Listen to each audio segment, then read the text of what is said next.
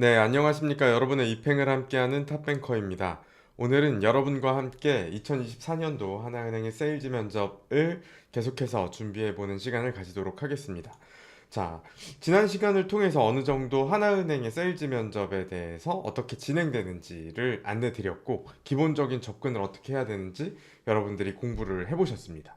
자, 하나은행의 세일즈 면접에 대해서 여러분들은 대략 한 3장 정도의 A4 용지에 여러 가지 고객군들이라던가 아니면 그 특성이라던가 여러 가지 내용들을 제시를 받게 될 겁니다. 그럼 여러분들은 한 30분 내외의 시간 동안 그 내용들을 빠르게 분석을 하실 텐데요. 그런데 이 내용들을 지금 이건 요약을 해놔서 그렇지만 3장 정도 분량의 내용을 정리하고 그거에 다 하나하나 맞추어서 여러분들이 한 7분 분량의 세일즈 PT 내용을 정리를 그렇게 빠르게 하기가 생각보다 쉽지 않으실 거예요. 그래서 미리미리 여러분들이 어느 정도 어떤 내용으로 나는 접근하겠다라는 내용을 머릿속에 생각해 놓으셔야 됩니다.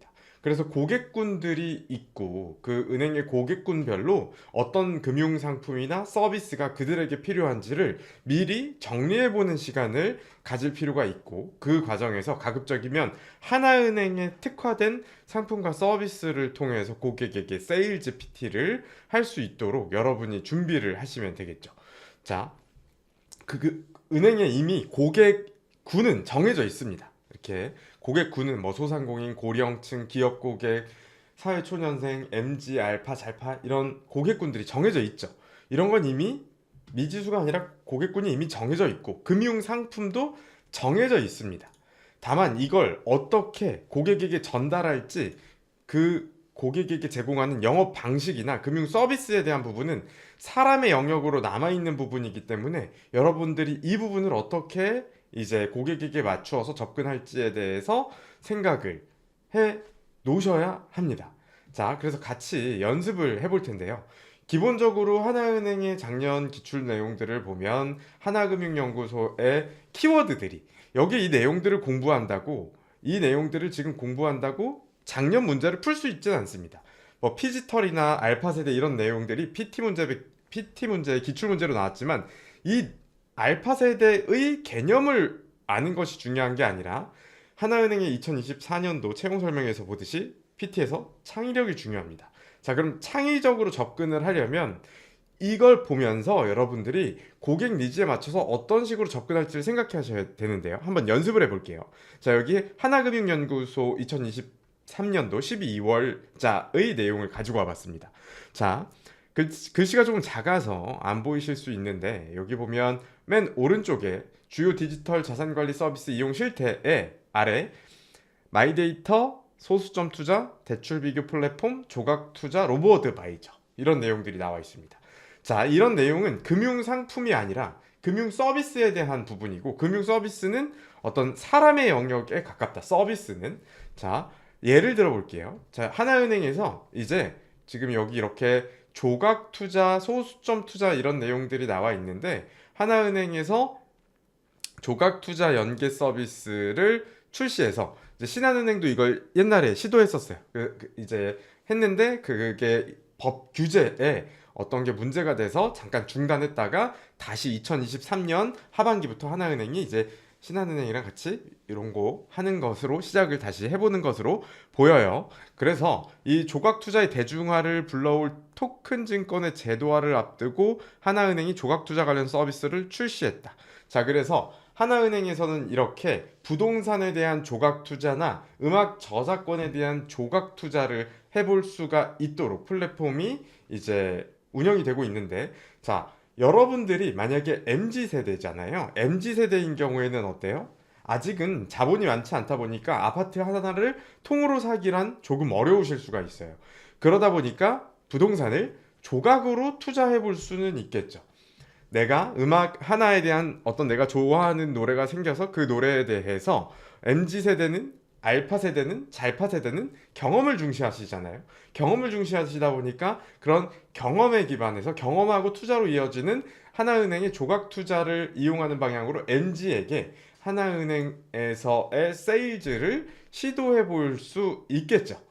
하나은행에서 이제 하나원큐 조각투자 연기 서비스를 출시했으니까요. 자, 이런 식으로 어떤 알파 세대, 잘파 세대, MZ 세대의 개념이 중요한 게 아니라 그 고객 니즈에 맞춰서 고객 중심적으로 하나은행에선 손님이라고 해야 됩니다. 손님 중심적으로 어떻게 금융 상품이나 서비스를 제공할 것인가에 대한 생각들을 여러분들이 나름대로 정리를 해 두셔야 됩니다. 자, 이런 이야기를 하나 해볼 수 있겠고, 그래서 하나은행은 하나 원큐 조각 연계 서비스를 출시해서 이제 주로는 좀 젊은 세대들의 소액 투자를 타겟팅 한다고 볼 수 있겠죠.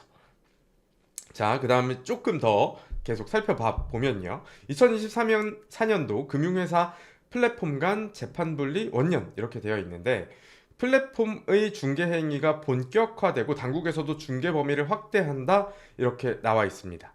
자, 그래서 여러분들이 네이버에서 쇼핑할 때 최저가 쇼핑을 하시잖아요. 같은 물건이라도 만약에 아이폰이라면 아이폰을 이제 제일 싸게 판매하는 곳을 찾아볼 수 있고, 어떤 스피커라면 스피커를 가장 싸게 판매하는 곳을 네이버 최저가로 같은 제품이더라도 싸게 판매하는 것을 이제 살펴볼 수 있듯이, 금융회사들에 대해서도 이제 플랫폼에서 한눈에 이제 가령 보험료라던가 이런 것들은 이미 가능합니다. 그런데 이제 앞으로 그런 것들이 더 확대가 돼서 보험뿐만 아니라 지금은 이제 자동차 보험 이런 건 굉장히 잘 되어 있거든요. 근데 이제 이런 걸 넘어서서 예금 금리나, 그럼 예금 금리는 최저가가 아니라 최고가 비교가 되겠죠. 은행들을. 그리고 이제 대출은 최저 금리를 나에게 제공해 줄 수 있는 곳에 대해서 이제 금리 비교 플랫폼 이런 것들이 이제 나오고, 원스톱으로 바로 대환이라는 건 기존 대출을 내가 만약에 우리은행에서 받았다. 근데 그 대출을 하나은행으로 옮기겠다. 근데 버튼 몇 번만으로 바로 우리은행 하나은행 안 가도 되고 바로 옮길 수 있는 그런 것을 이제 대환이라고 하는데, 그걸 원스톱 대환 서비스를 만들어 가겠다 해서 이제 그것들을 하고 있고, 그에 대한 일환으로 하나은행 역시 이제 여러 가지 서비스들을 하고 있습니다. 지금 보고 계시는 화면은 이렇게 이제 2023년 6월에 예금 중개 플랫폼이 시작됐고 보험 중개 플랫폼도 시작됐고, 그래서 하나금융연구소에 나와 있는 플랫폼 중개에 대한 내용인데요. 여러분들이 이제 이런 내용을 바탕으로 하나은행에서도 이렇게 하나합은 하나은행의 이제 어떤 마이데이터 서비스를 브랜딩한 하나은행의 마이데이터 서비스의 브랜드라고 생각을 하시면 됩니다. 마이데이터 서비스라는 건 고객의 데이터에 기반해서 조금 혁신적인 서비스를 만들어가는 걸 마이데이터라고 하는데, 그래서 나에게 딱 맞는 대출을 하나합에서 찾아주고 대출을 비교해준다. 자, 이런 서비스를 출시했습니다. 아직은 초기지만 이렇게 하나은행에서 나의 마이데이터나 이런 것들에 기반해서 나에게 가장 저렴한 대출 금리를 찾아주려는 노력들을 하고 있으니까, 만약에 대출을 필요로 하는 직장인들이나 시간이 많이 없는 사람들은, 은행에 오기 어려운 사람들은 하나은행의 하나합을 통해서, 자산관리 플랫폼 하나합을 통해서 대출 금리를 비교해보고 빠르게 옮겨 보실 수 있겠죠. 나중에는. 자, 그렇게 지금도 이제 이렇게 서비스를 하고 있고요. 자, 그래서 지금은 아직은 이게 초창기다 보니까 이제 다른 기사, 최근 기사 2024년도 3월 20일자 기사를 보면 아직은 조금은 이게 활성화가 안 된 부분도 있다라고 지적하는 기사인데, 온라인 원스톱 대환대출 인프라가 이렇게 계속 어쨌든 확대되어 가고 있습니다. 하나은행도 시작을 했고요. 그래서 바쁜 직장인이나 어떤 소상공인 분들이 대출을 조금 더 저렴한 대출로 옮기고자 할 때 조금은 쉽게 접근해 볼 수 있는 접근 방법이 될 수 있겠죠.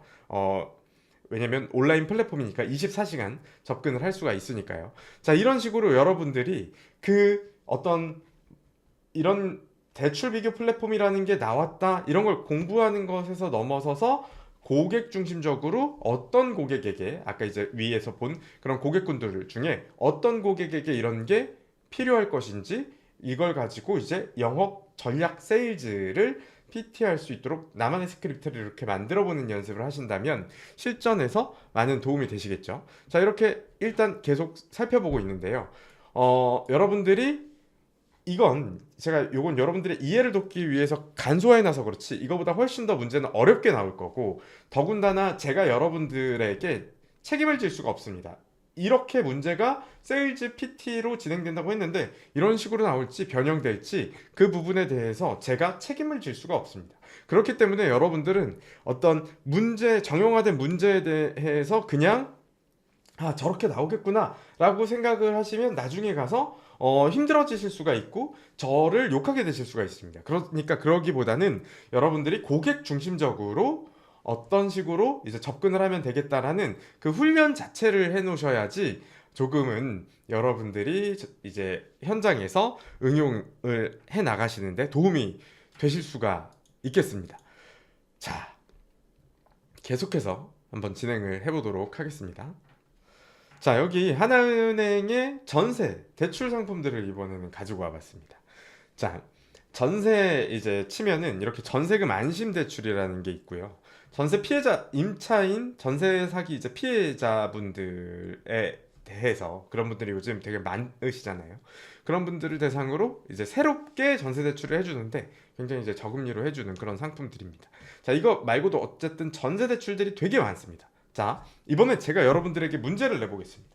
여러분들에게 이런 주택담보대출이나 전세대출을 한번 세일즈 방안을 PT해보라라고 제가 질문을 드린다면 이걸 가지고 대략 한 1분 분량의 스크립트를 바로 말하실 수 있는 정도가 되어야 합니다. 자, 잠깐 생각하고 한번 말씀해 보시죠.